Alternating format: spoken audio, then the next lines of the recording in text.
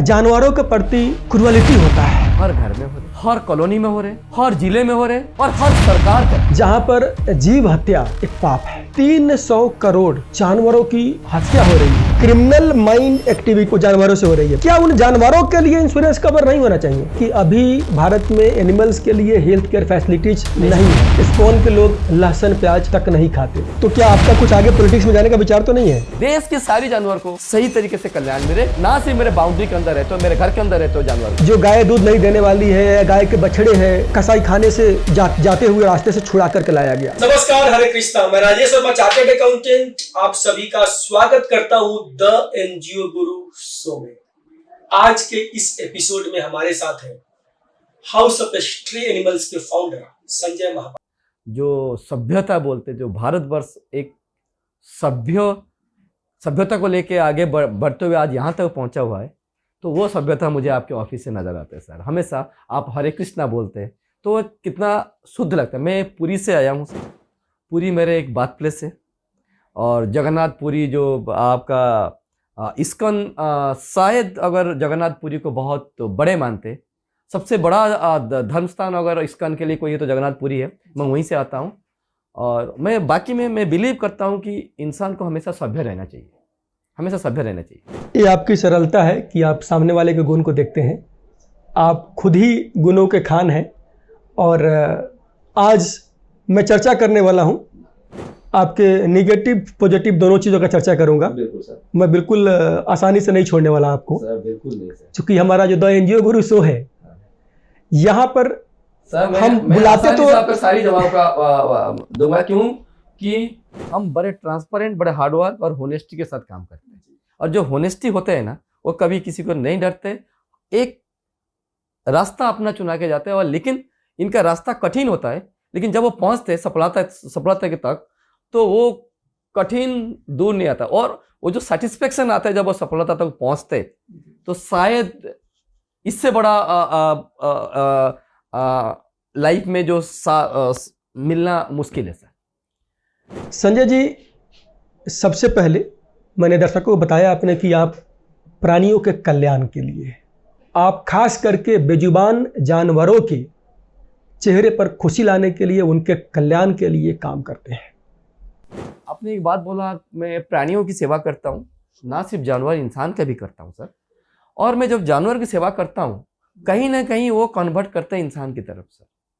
और जानवर को मैं क्यों करता हूँ सर? वो बेजुबान है, बोल नहीं सकता है, अपने दुख बयान नहीं कर सकता है। और कई बार आप देखिएगा हमारा सोसाइटीज में उनके साथ बहुत क्रूरल्टी होते हैं।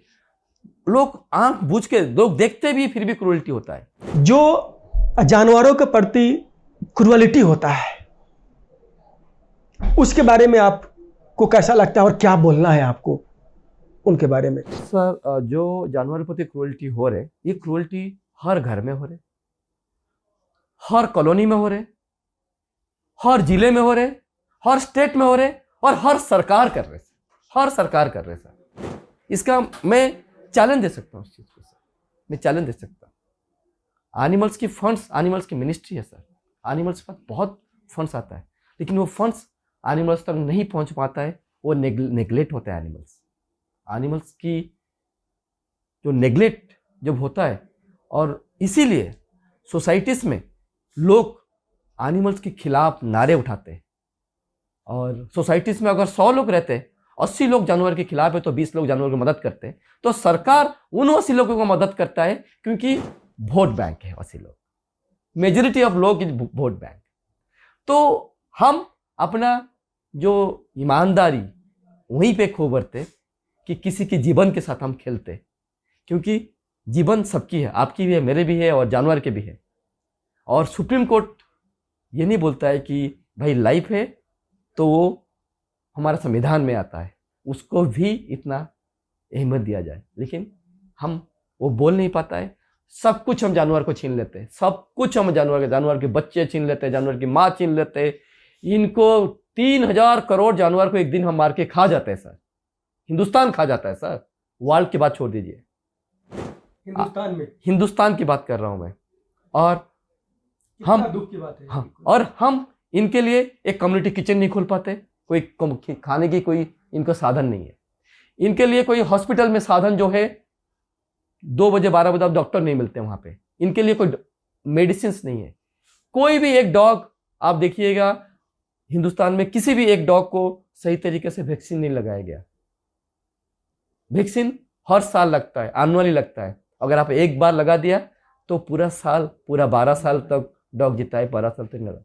कहीं ना कहीं इन्हीं की जो रिक्वायरमेंट है, इन्हीं की जो कमी है, हम पूरा नहीं कर। जहाँ पे सर आप पता है हिंदुस्तान में सबसे पहले एनिमल वेलफेयर कौन लेके आया था? गांधी जी लेके आए थे सर। एक कसाई वाला एक बकरी लेके जा रहा था, तो उसने बोला कहाँ लेके बकरी? उन्हें मैं काटने लेके जा रहा हूँ। तूने बोला बकरी छोड़ दे, मुझे ले ले, तू बकरी छोड़ दे, मुझे ले ले।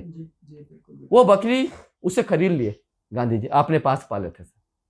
That is the first animal welfare in India sir. और गांधी जी ये बात भी बोले थे सर, जिस देश में जानवर की कदर नहीं है, इज्जत नहीं है, उस देश की इज्जत कहीं पे भी नहीं है, उस व्यक्ति की इज्जत कहीं पे भी नहीं है, उस कॉलोनी की इज्जत कहीं पे भी नहीं है, उस पॉलिटिकल लीडर की भी कदर कहीं पे नहीं है। अच्छा, एक चीज बताइए, भारत देश, महाराजा भरत का, ये महाराज भरत के देश, सनातनियों का देश, जहां पर जीव हत्या एक पाप है, यहां पर आप बोल रहे हैं कितना आपने बोला? 3,000 करोड़ 300 करोड़ सर, बहुत होता है। आई थिंक कहीं पर कुछ यहाँ पे गणित में गड़बड़ हो रही है। बिल्कुल नहीं है सर, क्योंकि भारत का जनसंख्या ही सर 140 करोड़ है। हाँ, तो मैं आपको यही तो बोल रहा हूँ सर। एक व्यक्ति 2 जानवर कैसे काट सकता है सर? सर उसमें जानवर को लेके ट्रेडिंग भी किया जाता है, साथ में खाने के साथ साथ ट्रेडिंग भी किया जाता है, ताकि पैसे आएगा तो हम अपना घर चलाएंगे, हमारा बिजनेस करेंगे। ट्रेडिंग भी किया जाता है सर। आपको मैं चीज बता दूं, आप घर से बाहर निकलते हो, आपके घर से गेट से बाहर निकलते ही मुर्गा मंडी मिल जाता है, कहीं मुर्गा काटने की जगह मिल जाता है, कहीं बकरी काट जगह मिल जाता है, स्लॉटर हाउस मिल जाता है, मछली भी है सर, उससे मछली भी है। तो मैं तो 3,000 करोड़ 300 करोड़ कम बोल रहा हूँ सर, मैं कम बोल रहा हूँ। अच्छा, एक चीज बताइए, कहीं पर कोई एक जानवर किसी इंसान को काट ले किसी समाज में, तो समाज पूरे उस प्रजाति के प्रति बड़ा सख्त हो जाता है, और इतने इंसान, इतने जानवरों को डेली मार रहा है, खा रहा है, उनके प्रति क्रूअलिटी कर रहा है। इस पर क्या बोलना है आपका? सर ये आप बिल्कुल सही बात बोला। वो आज की डेट में एक ट्रेंड है, ये एक ट्रेंड बन गया कि लोग एक छोटा सा फ्लैट खरीद लेता है या कोठी खरीद लेता है, वो सोचता है कि ये एरिया पूरा मेरा है, ये मेरे बाप की है। सर मैं गलत वर्ड बोल रहा हूँ, ये बाकी में कि हम बाप की संपत्ति को बाप ही बोलते हैं ना सर, हमारा बाप की है। मैं गुस्से से बोल रहा हूँ चीज, और वो सोचता है कि भाई ये मैं जो बोलूंगा यहाँ वही चलेगा। सोसाइटीज में अगर मैं मानता हूं 50 डॉग है, 50 डॉग में एक लीडर डॉग होता है सर। जो लीडर डॉग होता है वही डॉग कभी हाइपर हो जाता है, कभी किसके ऊपर भूख देता है, और वही डॉग की वजह से बाकी 49 डॉग को हम ब्लेम नहीं करना चाहिए। हमने उसी डॉग के बारे में बात करना चाहिए। उसी के साथ सरकार उन्हीं के लिए एक ट्रेनिंग सेंटर बनाया जाए, इनके लिए रिहैबिलिटेशन सेंटर बनाया जाए, उन्हीं डॉग के साथ काम किया, उन्हीं जानवर के साथ काम किया जाए। अगर चोर मैं हूं, उसको सजा आपको नहीं मिलेगा सर, सजा मुझे मिलना चाहिए। मैं कोई भी व्यक्ति अगर इस तरह गलत स्टेटमेंट दे रहे, एक एनिमल्स को लेके पूरा एंटायर एनिमल कम्युनिटी को गलत बोल रहे, वो व्यक्ति गलत है और उस व्यक्ति आपा खो भरता है।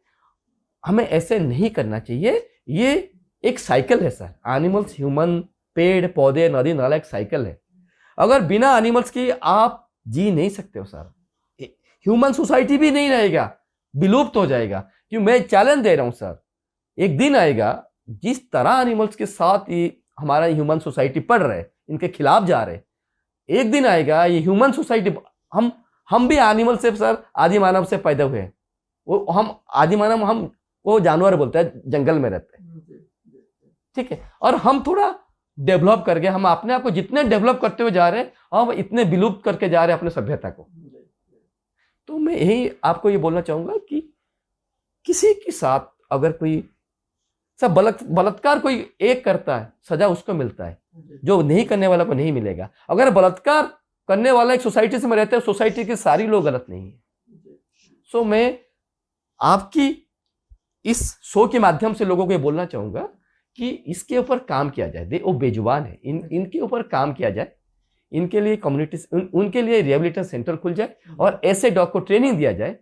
और मैं बताऊं, dogs are nearer dearer from Mahabharata से सर युधिष्ठिर अपनी कुत्ते को लेके गए थे सर, यमराज गए थे ना। सो वो हमारा नियरर डियरर है और इससे करीबी इंसान की और कोई, गाय भी हम पूजा करते हैं, माँ मानते हैं, लेकिन वो हमारा इतना करीबी नहीं होता है सर जितना डॉग्स होता है। नहीं, ये एक अलग चर्चा का विषय है। गाय का स्थान एक अलग है हमारे संस्कृति में। मैं माँ मानता जी है। जी जी। माँ हमें 2 साल दूध पिला देगा, 1 साल पिला देगा, लेकिन जिंदगी के दूध हमें कौन पिलाता है? गाय पिलाता है। वो हमारे लिए माँ है। लेकिन वहीं पे आप सोसाइटी से में देखिए, जिसको माँ मानते हैं, हिंदुओं की परम धर्म गाय है। सबसे पहले पूजा हम उन्हीं से शुरू करते हैं, उन्हीं से सीखे और लोग उनको पालते, दूध लेते। जब बुढ़िया हो जाता है तो उसको किसी को, कसाई को बेच देते सर। अच्छा, इससे ये तो बहुत ही सबसे सर्वनाक, मतलब मैं कृत्य मानूंगा। ये और है सर, ये क्यों हो रहे हैं बता रहा हूं। मैं आपको काट रहा हूं। ये क्यों हो रहे? आज के जमाने में लोग जब बड़े हो जाते हैं, जैसे माँ बाप किसी घर में बासन मांज के, किसी घर में झाड़ू मांज के बच्चों को पढ़ाते, जब बच्चे बड़े बन जाता है तो बच्चे क्या करते हैं? इन माँ बाप को वृद्धाश्रम में छोड़ देते हैं। तो ये ट्रेंड वहीं से आया जब गाय पाला, सीखा सा। जानवर से हम क्रिमिनल होते हैं, जानवर से हम क्रिमिनल एक्टिविटी इंसान के अंदर आता है। हमने गाय पाला, गाय ने दूध नहीं दिया, हमने छोड़ दिया। ये हमने किसको सिखाया? हमारा बच्चों को सिखाया। मतलब क्रिमिनोलॉजी का जो प्रिंसिपल आप बता रहे हैं तो कि क्रिमिनल माइंड एक्टिविटी की शुरुआत जो हो रही है वो जानवरों से हो रही है। जानवर के साथ करके हो रहे, शुरुआत जानवरों के साथ करके हो रही है। आप ये देखिए ना, ये एक बहुत बड़ा फैक्ट आपने बताया है। सेकेंड चीज आपने एक बोला था कि 300 करोड़ जानवरों की हत्या हो रही है इंसानों के भोजन के लिए। इसका मतलब क्या बोलना चाह रहे हैं कि मीट ईटिंग सही है? क्योंकि 300 करोड़ जानवरों की हत्या करके तकरीबन 70 करोड़ लोगों का पेट भरता होगा, ज्यादा। तो क्या मीट ईटिंग सही मानते हैं आप? बिल्कुल नहीं सही मानते। आज की डेट आप देखिए सर, आप देखिए कोई भी व्यक्ति, एक जमाना था 100 साल लोग होते थे हमारे साथ, आज की डेट में 70 साल से ऊपर जीना मुश्किल हो जाता है। कोई हार्ट अटैक में जा रहे हैं, कोई कोरोना से मर रहे हैं, किसी के पास इम्यूनिटी नहीं है, कोई डाइजेशन नहीं है, डायबिटिक है। आप देखिए सर, ये because of this meet eaters. Meat eating से तो आता है, बीमारियां शरीर में आता है। एक फैक्ट और, चूंकि आप एनिमल वेलफेयर पे काम करते हैं और आप आई थिंक इंडिया के one of the most true NGO towards animal welfare, house of Pasteur animals के फाउंडर हैं आप। एक फैक्ट मुझे बड़ा खटकता है। रास्ते चलते किसी गाड़ी से किसी इंसान का एक्सीडेंट हो गया, उसके लिए कवर प्रोवाइड करने के लिए इंश्योरेंस कंपनी है, उसके ट्रीटमेंट के लिए या उसका जो भी सहायता राशि, उसके लिए हम अपने गाड़ी का थर्ड पार्टी का इंश्योरेंस करा के रखते हैं। किसी का कोई समस्या हो रहा है तो उसके लिए इंश्योरेंस है। लेकिन मैं देखता हूं कि आए दिन किसी के गाड़ी से, किसी डॉग का, कैट का, किसी जानवर का एक्सीडेंट होता है और उस जानवर को वहीं छोड़ के चल देते हैं। क्या उन जानवरों के लिए इंश्योरेंस कवर नहीं होना चाहिए? सर बिल्कुल होना चाहिए। मैं उसको दूसरे एंगल से ले रहा हूँ और वो एंगल यह है कि सर मुझे लोग बोलते कि तू जानवर के लिए क्यों काम करता है, पागल तो नहीं है तू? मुझे लोग पागल बोलते सर, मुझे पागल बोलते। और तू इंसान के लिए क्यों नहीं करता है? आपने एक बात बोला यहीं पे, इंसान तो उठ के हॉस्पिटल पहुंच गया है, आपने उठाया, मैंने उठाया, तीसरा बंदा उठा के हॉस्पिटल पहुंचवा देगा उसको। जानवर नहीं उठ पाया सर। यही मेरा मकसद था कि मैं आज एनिमल एनजीओ खोल के बैठा हूं और एनिमल्स के लिए काम करता हूं सर। ये मैं खुद इस चीज में खुद दर्शी हूं सर। एक एक्सीडेंट हुआ है कुत्ते की और एक एक्सीडेंट हुआ एक ही गाड़ी में, दोनों की एक्सीडेंट हुआ है। इंसान उठ के चला गया, कुत्ते वहीं तड़ा तोड़ में मर गया, कुत्ते नहीं उठ पाया सर। और मैंने वहीं पर अंतिम संस्कार कराया उसको। उसी दिन से मैंने ठान लिया कि मैंने एनिमल्स के लिए हेल्थ केयर सेंटर खोलना है, क्यों? और आज ये एनिमल हेल्थ केयर सेंटर खोल ले और पूरा हिंदुस्तान में हम आएंगे सर। बहुत हमें स्ट्रगल कर रहे हैं और हिंदुस्तान में आएंगे। और एक टाइम था सर, मैं अकेला होता था। आज मेरे साथ हिंदुस्तान में कम से कम 15,000 वॉलंटियर जुड़े हुए हैं। और जब मैं मार्केट में जाता हूं, मैं अपना मुंह छुपा के जाना पड़ता है कि लोग बोलते हैं संजय महापात्रा आ गया है, तो कि हमें ऐसे महसूस होता है कि हमें सेलिब्रिटी आ गया कोई। अच्छा, आपने बोला मुंह छुपा के जाना पड़ता है, मुझे लगा कुछ गलत नहीं, गलत नहीं, मुंह छुपा जाना पड़ता है कि लोग हमें सेलिब्रिटी जैसे मानते हैं आज की डेट में, कि फोटो खिंचाने के लिए जैसे कोई हीरो हीरोइन से खिंचाते हैं सर। और मैं कभी सोचा नहीं था। और किसके लिए ये किसके लिए? That respect not me, that respect to animals. और साथ देखिए, आपने सही कहा कि हमारे पास इंसानियत की कमी। हम सिर्फ इंसान की दर्द समझ सकते हैं क्योंकि इंसान अपनी दर्द बोल सकता है। तो मैं वापस लाऊंगा आपको जो मेरा सवाल था, क्या जानवरों के एक्सीडेंट के लिए इंश्योरेंस कवर है? सर, एनिमल्स की इंश्योरेंस कवर है, वो यूएस में है, इंडिया में अभी नहीं है। इंडिया में वो लाने के लिए हमें टाइम चाहिए, हमें टाइम लाना बहुत जरूरी है। लेकिन नहीं, कौन लेकर के आएगा? वो सिर्फ ओनली पेट एनिमल्स के लिए है और कम्युनिटी एनिमल्स के लिए नहीं है। नहीं, तो कम्युनिटी खास करके जो स्ट्रे एनिमल्स हैं उनके लिए उनके लिए मैं बात करूं, कोई इंश्योरेंस नहीं है। तो इसके लिए आप क्या बोलना चाहेंगे as a animal welfare worker? आप इसके लिए क्या बोलना चाहेंगे? सर, इसके लिए मैं भारत सरकार को और ministry of animal husbandry diary वालों को मैं ये बोलना चाहूंगा कि ये आपने बिल्कुल सही एक दिशा में लेके आया है, ताकि सर वो इसीलिए हमारे हिंदुस्तान में नहीं है क्योंकि हमारे पास वो इंफ्रास्ट्रक्चर नहीं है एनिमल्स को ट्रीटमेंट करने की। वो इंफ्रास्ट्रक्चर बनाना बहुत जरूरी है। और जिस दिन हमें एक सरकार एक सही तरीके से काम करने लगेगा एनिमल्स को लेके, जगह जगह एक अच्छा पॉलीक्लिनिक खोला जाए, इनके लिए डिस्पेंसरी खोला जाए, तब आप इंश्योरेंस लेंगे, तब आप इंश्योरेंस कर सकते। मतलब आप ये बोलना चाह रहे हैं कि अभी भारत में एनिमल्स के लिए हेल्थ केयर फैसिलिटीज नहीं है। लेकिन आई थिंक गवर्नमेंट का डिस्ट्रिक्ट वाइज वेटनरी डॉक्टर्स होते हैं। सर, मैं आपको बता देता हूँ, मैं बहुत सालों से काम कर रहा हूँ इन वेटनरी डॉक्टर से जुड़ा हुआ हूँ। एक हमारा लॉ एंड ऑर्डर लगा हुआ है, ठीक है, लॉ एंड ऑर्डर है कि वी हैविंग एनिमल हस्बेंड्री है, हर डिस्ट्रिक्ट में सीबी होते हैं, डॉक्टर होते हैं, वो होते हैं। लेकिन I am damn sure sir, hospital में प्रॉपर तरीके से मेडिसिन नहीं होता है, प्रॉपर तरीके से केयर नहीं होता है। आप जाएंगे तो डॉक्टर नहीं है, क्योंकि डॉक्टर को एडमिनिस्ट्रेटिव में लगा दिया जाता है कि उसी एरिया में किसी को लोन देना, आप जाके बैंक देखो, उसी एरिया में जाके वहां देखो, वो डॉक्टर हॉस्पिटल जो उनका काम है उस काम से हटा करके उनको लगा दिया गया अलग काम है। ये विडंबना है। ये विडंबना हमारा देश में है, जिसके वजह से एनिमल सफर कर रहे हैं। ना सिर्फ एनिमल सफर कर रहे, हमारा देश में आने वाले जो नौजवान है, जो यंगस्टर्स है, वो गलत शिक्षा ले रहे हैं। संजय जी, एक चीज अभी जो आजकल बड़ा चर्चा में है, आप इस्कॉन से परिचित है। इस्कॉन के लोग लहसुन प्याज तक नहीं खाते, जीव हत्या तो बड़ा दूर की बात है। भगवान कृष्ण को पूजा करते हैं, भगवत गीता के संदेश को मानते हैं और हर प्राणी से प्रेम करते हैं। गाय का भगवान का, देवी का दर्जा, माता का दर्जा देते हैं और गाय के सेवा को भगवान के सेवा की तरह मानते हैं। ऐसे संस्था के ऊपर ये आरोप लगाना मेनका गांधी जी का कि इस्कॉन जो गाय दूध नहीं देने वाली है, गाय के बछड़े हैं, उसको कसाई खाने में बेचती है, आपका इस पर क्या विचार है? सर, सबसे पहले बात है, मिसेस गांधी का ये पर्सनल वक्तव्य है, उसके ऊपर मैं कुछ नहीं बोलूंगा। लेकिन मैं इस्कॉन के लिए जरूर बोलूंगा, क्योंकि पर्सनल वक्तव्य मुझे बोलना है, मेरे लिए इनका एक्सपीरियंस क्या है क्या मुझे नहीं पता। मेरा जो एक्सपीरियंस बचपन से, मैं भी इस्कॉन से जुड़ा हुआ हूँ और मैं ऐसे सभ्यता से आया हूँ जो जगन्नाथ सभ्यता से मैं आया हूँ। और जो इस्कॉन है और हमारा जगन्नाथ जो कल्चर को पूरा वर्ल्ड में लेके जा रहे हैं, और शायद इस्कॉन ऐसे कोई गलत नहीं करेगा।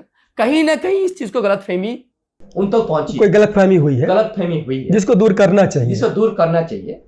और वो मैं हमेशा इस्कॉन गायों की सेवा करता है और इस्कॉन से गाय की कोई सेवा कोई डाउट नहीं है इसमें जी। और सर जितने परिमाण में वो कर रहे हैं शायद कोई नहीं कर सकते इनके साथ। और आप- मुझे ये नहीं पता कि कोई भी ऐसे एक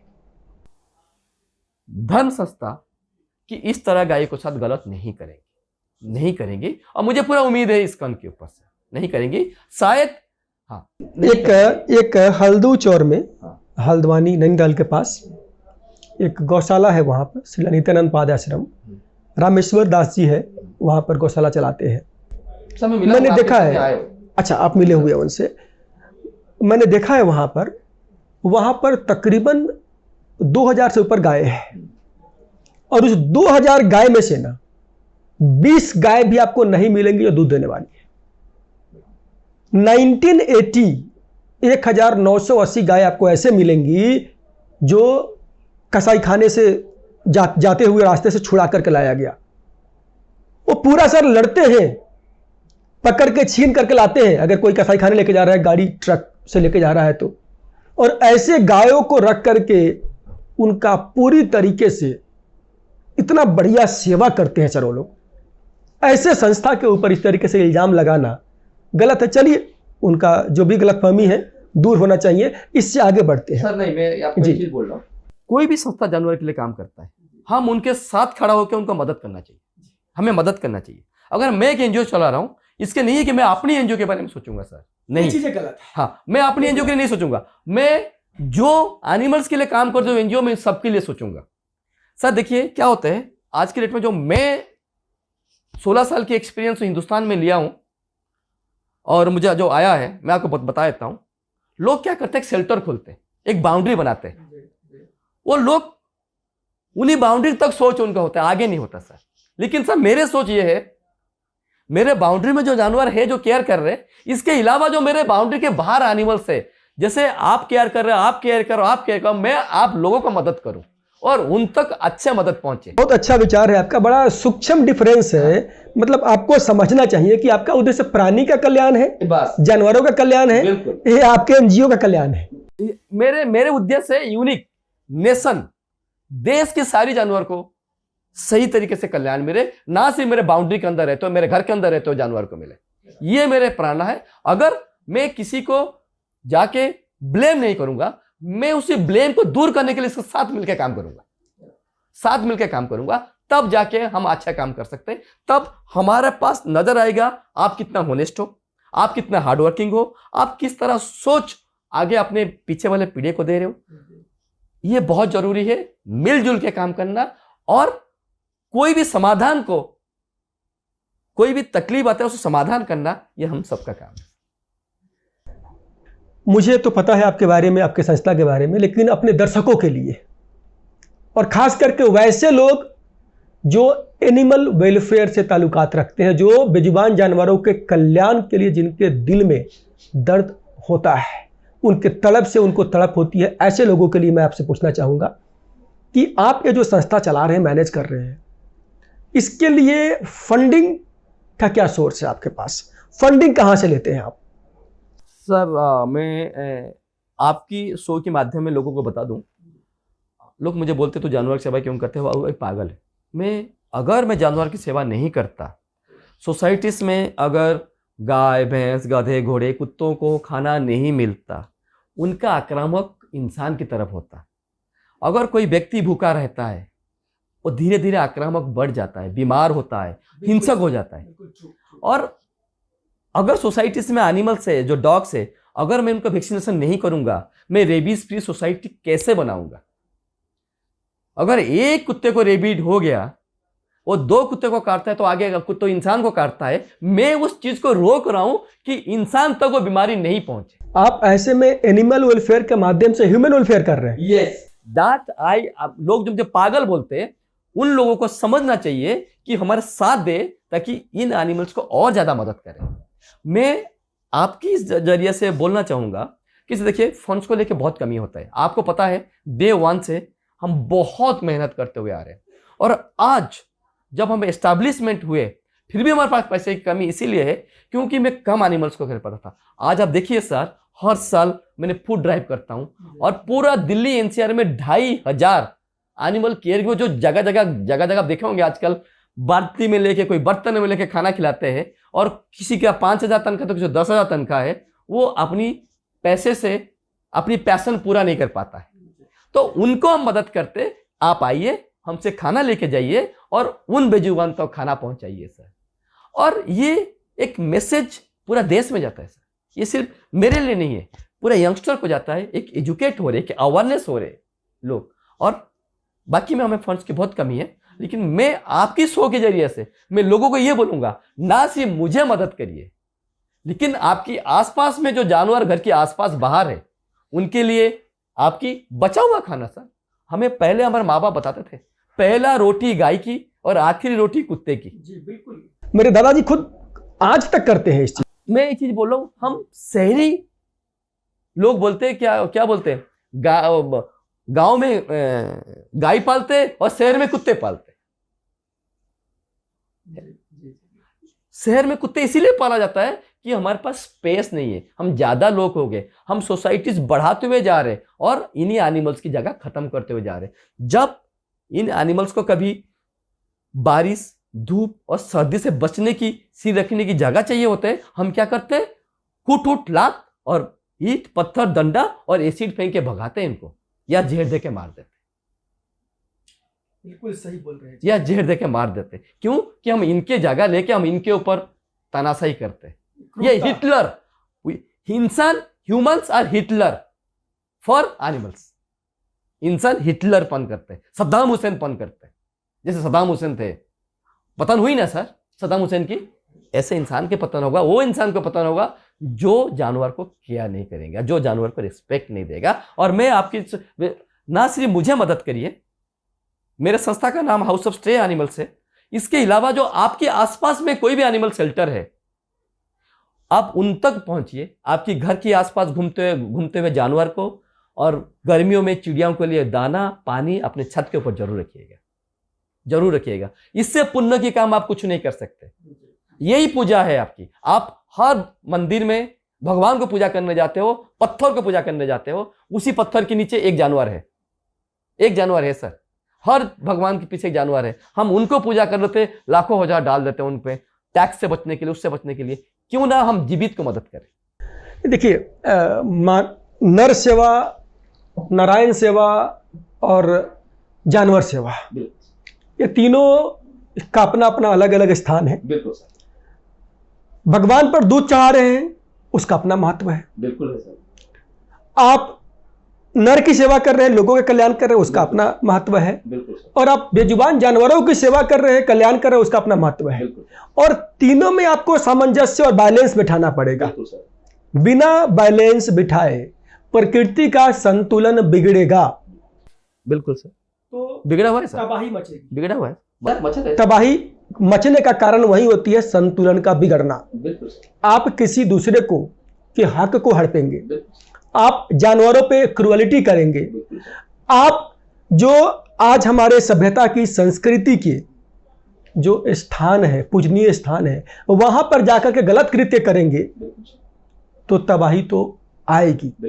और इस तबाही से बचने के लिए जो मैक्सिमम लोग एनिमल वेलफेयर पे काम कर सकते हैं, इवन मैं अपने एनजीओ ग्रुप प्राइवेट लिमिटेड परिवार की तरफ से बोलना चाहूंगा कि जो एनजीओ भी इस फील्ड में काम करना चाहती है या काम कर रही है, फंडिंग की दिक्कत नहीं है, काम करने के लिए पैसे की दिक्कत नहीं आती है, सही नियत और काम करने की मनसा की दिक्कत होती है, कमी होती है। स्थिरता जी। आपको तकलीफ आएगा, वो तकलीफ को दूर करके आगे जाएंगे, तब आप काम कर पाएंगे।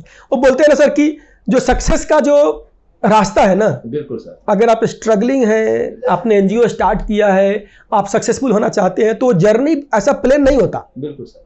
आप जब स्ट्रगलिंग से सफलता की जर्नी शुरू करेंगे, उतार चढ़ाव आएगी, अर्थक्वेक आएगा, वहां पर बारिश होगी, आग मिलेगी, गोलियां बरसेंगी, बम गिरेगा, पैसे की तबाही होगी, आपकी तबीयत खराब होगी। लेकिन उन सब से निकल करके अगर आप स्थिरता, आपने बड़ी अच्छी बात बोली, स्थिरता, कि स्थिरता अगर है, कंटिन्यूटी है, पेशेंस है, बिल्कुल लक्ष्य आपका क्लियर है, तो सफलता मिलेगी। अच्छा संजय जी, एक आखिरी सवाल मैं आपसे करना चाहूंगा कि आप उड़ीसा से ग्रेजुएशन किए और चूंकि आपके पिताजी फार्मर थे, जी सर। तो मैंने सुना कि आप अपने पढ़ाई के टाइम में, अब जहां कॉलेज में पढ़ रहे थे, उसी कॉलेज में कैंटीन चला रहे थे, और धीरे धीरे आगे बढ़कर के आप कैंटीन का आपने बड़े जगह पर काम किया, आपने अपना बिजनेस एम्पायर खड़ा किया। वहां से टर्न लेकर के सीधा कि अपना वंश नहीं बढ़ाऊंगा, मेरे वंश तो एनिमल से बेजुबान जानवर है, इस सोच तक आने का के पीछे जो फैक्टर है, जो किक बोलते हैं ना, वो कौन सा फैक्टर ऐसा था कि जिसने आपको एनिमल वेलफेयर की तरफ मोड़ दिया एकाएक? वो मैं अपने दर्शकों को बताना चाहूंगा आपके माध्यम से। सर मैं बता दूं, कॉलेज लाइफ में जब मैं पढ़ाई करने आया हूं तो उड़ीसा में बहुत गरीबी बहुत था सर। मैं ऐसे स्कूल से आया हूं सर, मेरे मदर खुद अपने हाथ से बैग बनाते थे, स्कूल बैग, और चटाई देते थे। मैं चटाई लेके स्कूल जाता था, और स्कूल मिट्टी में हम नीचे बैठते थे, लाइन होके बैठते थे। ऊपर छप्पर वाला घर होता था, और कभी हवा आता था, उड़ीसा में काफ़ी साइक्लोन आता है, कभी हवा आता था छप्पर उड़ाता था, और बारिश आता था। हम एक से लेके 5 तक क्लास एक जगह हो जाता था। आपका डिस्ट्रिक्ट जाजपुर तो इसके लिए बड़ा।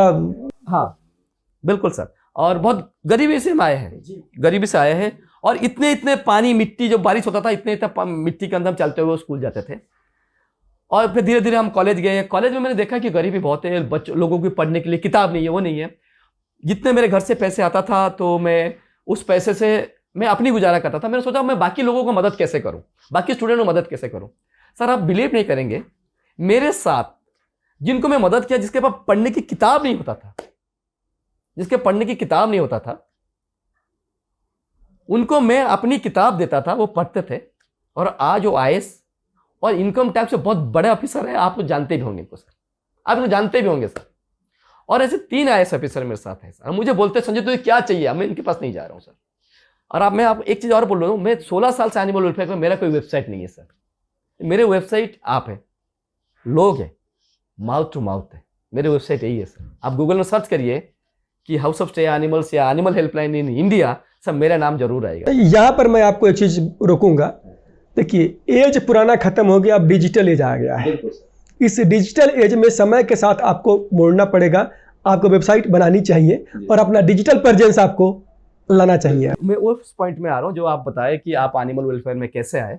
तो फिर मैंने क्या सोचा, मैंने क्या करा, मैंने एक हॉस्टल में रहता था, फिर मैंने वहां पे एक मेस बनाया, ताकि उसमें मेस में मैंने कम से कम 60 बच्चों को इकट्ठा रख पाऊं, और उनके पैसे आए, उनको हम खाना सही तरीके से खिला पाए।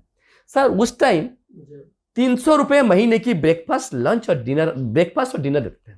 अच्छा और मेरे पास 60 बच्चे खाना खाते थे, तभी भी मैं 10,000 रुपये बचाता था। अच्छा मैं कॉलेज लाइफ में, और वो 10,000 रुपये मैं अपने सोशल वर्क में लगाता था, उन बच्चों को पढ़ने के लिए। लीडरशिप मेरे बचपन से था सर, बचपन से लीडरशिप था, लेकिन गलत नहीं था, अच्छे। तो क्या आपका कुछ आगे पॉलिटिक्स में जाने का विचार तो नहीं है? सर अभी बिल्कुल नहीं है। मैं पॉलिटिक्स से जाऊंगा तो फिर एनिमल वेलफेयर नहीं कर पाऊंगा सर, नहीं। हाँ, लेकिन जब तो पॉलिटिक्स में हम नहीं जाएंगे, आपका काम अधूरा हो जाता है कभी कभी। वो काम करना ही बहुत जरूरी है, लेकिन मैं चाहूंगा कि मेरे वॉलंटियर्स कोई पॉलिटिक्स में जाए, जो हमारे साथ जुड़े हुए लोग पॉलिटिक्स में जाए, डॉक्टर बने। बनना चाहते हैं आप? जी चाणक्य बनना चाहते हैं? बिल्कुल सर, बिल्कुल। मैं इनको अच्छे तरीके से एजुकेट करूं, और वो ऐसे जाए कि ऐसे पोजीशन में आए, और हिंदुस्तान में इंसान के साथ साथ हर कोई जान के लिए सोचे, हर कोई जीव के लिए सोचे। अच्छा, तब जब मैंने किया, इसके बाद धीरे धीरे मैंने उड़ीसा छोड़ के दिल्ली आ गया सर। दिल्ली में मैंने एक डिप्लोमा किया होटल मैनेजमेंट में। इसके बाद मैंने नौकरी करी, फिर अपना एक कैटरिंग काम स्टार्ट किया। तो धीरे धीरे काम मेरे बढ़ते गया। कुछ ऑर्गेनाइजेशन से मुझे कैटरिंग मिला। साथ में मेरे पास एक डॉग आ गया, जिसके वजह से मैं एनिमल वेलफेयर में पूरी तरह जुट गया। जो भी मेरे कमाई था सब मैं इसमें लगा दी सर। अगर मैं आज एनिमल वेलफेयर नहीं करता सर, मेरे पास 10 मर्सिडीज गाड़ी होता सर, और जो महंगी गाड़ी जिसके पास नहीं होता, और मेरे पास पीएसओ होते। मैं इतने पैसे एनिमल वेलफेयर खर्चा कर चुका हूं मेरे लाइफ में सर। मैंने अपने ना आगे सोचा ना पीछे सोचा, और मुझे उसमें दुख नहीं है। मैं उसके लिए, आप देखिए सर, लोग बोलते हैं कि तू इतना एज हो गया तो सब कुछ हो गया, तेरे मुंह में रोनो क्यों है? क्योंकि मैं खुश हूं अंदर से। आपका एज क्या है? Sir now I am 45। अच्छा, 45। तो लोग बोलते तुम इतना रोना तुम्हारे मुंह से क्यों आ रहा है? क्योंकि because of I am working that honestly, और वो अंदर से वो सच्चाई निकल के आते हैं सर। और आप वो काम करते हैं। आज मेरे साथ वो मेहनत के साथ मेरे साथ पूरा देश के लोग जुड़े हुए हैं और ये काम हो रहा है। और आगे वाले आने वाले दिन में ये हाउस ऑफ स्टे एनिमल को हिंदुस्तान में आएगा सर। आगे आपके हाउस ऑफ स्टे एनिमल्स का क्या प्लान है, क्या करना चाहते हैं आप? सर आपने एक चीज बोला ना कि एक डॉग एक्सीडेंट, एक एनिमल एक्सीडेंट होता है, इंसान एक्सीडेंट होता है, इनको क्यों नहीं मिल पाता है। मैं ये चाहूंगा कि हर एक्सीडेंट एनिमल्स को, हर इमरजेंसी एनिमल्स को ट्रीटमेंट मिले, इसलिए हम 50 डिस्पेंसरी पूरे हिंदुस्तान में खोलेंगे सर। अभी मैंने उड़ीसा में इनॉग्रेट करके आया हूँ सर, हमारा जमी पूजन हो गया है, काम स्टार्ट हो गया है। और दिल्ली में भी हम बहुत जल्दी करेंगे, म्यूनसिपालिटी से मेरा बात चल रही, हमें जगह मिल जाएगा और एनडीएमसी भी हमें मदद करेगी जगह देने के लिए। मैंने सिर्फ उनसे जगह मांग रहा हूँ, मैं पैसे नहीं मांग रहा हूँ, इंफ्रास्ट्रक्चर नहीं मांग रहा हूँ, लोग हैं मुझे मदद करने की, क्योंकि हमारा जो लोग है, पूरा एनजीओ ग्रुप टीम आपके साथ है, इसके लिए फंडिंग की दिक्कत नहीं आएंगी आपको। आगे नहीं आएंगी, क्योंकि ऑन टाइम घर नहीं पहुंच सकता था, कभी 1 बजे को 2 बजे। आज की डेट में सर मेरे पास एवरीडे कम से कम 50 से 60 कॉल्स आता है एनिमल्स के लिए सर, और सबसे ज्यादा कॉल रात को आते हैं। मैं रात सो नहीं पाता हूँ सर, सिर्फ सोता हूँ तो 2 घंटे रात को सोता हूँ सर। और जब तक वो एनिमल वहां से रेस्क्यू नहीं होता है तब तक मैं टाई अप में रहता हूँ। एक एनिमल्स को रेस्क्यू करने के लिए 10-10, 20-20 कॉल हो जाता है कि कहां जाएगा, कैसे जाएगा, कहां पहुंचेगा। और मैक्सिमम एनजीओ से, मैं यहीं पे एनिमल एनजीओ को मैं बोलना चाहूंगा, मैक्सिमम एनजीओ से रात को 7 बजे के बाद they are closed. That they should not do. तो मैं 24/7 इसलिए दे रहा हूं, चाहे मेरे पास डॉक्टर हो या पैरामेडिक हो या मैं डॉक्टर बुलाऊं उस टाइम रात को, मैं बुलाता हूं सर, उसको केयर देता हूं और पूरा वहां इसका लाइफ बचने के हम पूरा प्रयास करते। बाकी भगवान के हाथ में, भगवान के हाथ है, और डेडिकेटेडली। और लॉकडाउन में आप देखे होंगे हिंदुस्तान की सबसे बड़ा कम्युनिटी किचन हमने खोला था जानवर के लिए सर। एक दिन में 10,000 जानवर की खाना जाता था डेली, पूरा 1 साल चला सर। और उसमें वहां पर सबसे ज्यादा जरूरत था, क्योंकि लॉकडाउन के टाइम पे इंसान तो चलिए कैसे भी कर ले रहा था, बट जो जानवर है उनके खाने का जो स्रोत है, सोर्स है, वो फैमिलीज से निकलने वाले जो बचा हुआ खाना मान लीजिए, या जो लोग जानवरों के लिए देते हैं खाना, वो खाना मान लीजिए, वहां पर वो सारी चीजें बंद थी। सारी ढाबा बंद हो गया, रेस्टोरेंट बंद हो गया, कैंटीन बंद हो गया। जो लोग घर से टिफिन लेके जाते थे, खाते तो बचता था, कूड़े में डालते थे, कूड़े में खाता था, वो सब बंद हो गया। जानवर सब भूखे रह गए, क्योंकि उस टाइम कोई बाहर था नहीं, तो जानवरों को देखने वाला कोई नहीं था उस और टाइम। वो किचन देख के लोग जगह जगह किचन खोलने शुरू कर। मैंने देखा है वहां पर बड़े सारे, आप जैसे हो गए, मेरे और भी क्लाइंट है। और सर खाना पहुंचेगा कैसे? खाना तुमने बना दिया, खाना पहुंचेगा कैसे? नहीं, वॉलंटियर से रात के 2-2 बजे देखा मैंने, ये तो मैं बोलो सर, उस सर्दी में उनको भी पुलिस जाने नहीं दे रहा था, तो उनको हमने गवर्नमेंट से पासेस दिलाया। पासेस के लिए लाइन लगे हमारे पास, 250 पासेस से मैंने भेजे थे। पुलिस वाला तो अपना मना कर देता, कोई नहीं जाएगा, मार के भगाता था। तो ये सारी चीजें जब भी कोई चीज आप सोचते हो सर, मैं बता रहा हूँ, कोई भी चीज मैं सोचता हूँ ना, मेरे लिए लेट जरूर होता है, लेकिन वो चीज होता है। चलिए Sanjay ji, thank you so much हमारे शो में आने के लिए। और मैं चाहूंगा कि ऐसे ही आप काम करते रहें और आगे बढ़ते रहें। बेजुबान जानवरों के जो इसके लिए कोई लोग नहीं सोच रहे हैं, आप उनके लिए सोच रहे हैं, तो आपकी संस्था पूरी आगे बढ़े, और हमारा पूरा सपोर्ट आपके साथ था और आगे भी रहेगा। सर मुझे इंसान की ब्लेसिंग हो या नहीं हो, जिस जानवर में मदद कर रहा हूँ, अब इसको आंखों से देखता हूँ, वो मुझे ब्लेसिंग कर रहे हैं भगवान। इस संस्था को इतना दे ताकि मेरे कम्युनिटी के एनिमल्स जितने भी हो बीमार होते, वो उनको मदद कर पाए। ये दुआ मुझे देखे जाते हैं, देखे। और ऐसे कोई एनिमल से अगर मैं लेके आता हूँ क्रिटिकल, और उसको मरना होता है, लेकिन वो मरता नहीं है जब तक मुझे नहीं मिलता है। मैं ऐसे केसेस होता है सर, मैं जाता हूं 5 दिन से बीमार है, अगर मुझे देखने के बाद वो आखिरी सांस लेता है कि वो चाहता है कि मुझे इससे देख के एक बार जाऊं, वो चाहता है सर। और फिर हम इसको एक प्रॉपर तरीके से अंतिम संस्कार भी करते हैं। एक बात आप सबको बोल दूं सर, कि हाँ, आप जानवर को मदद नहीं कर पाए, आप नहीं करते हो, ठुकराओ मत इनको, मारो मत इनको।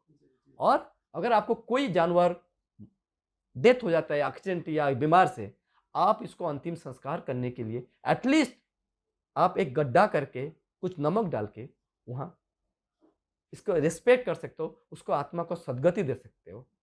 और इसमें उसका आत्मा को सद्गति मिला ही तो मिला, लेकिन हमारा पर्यावरण भी बचा।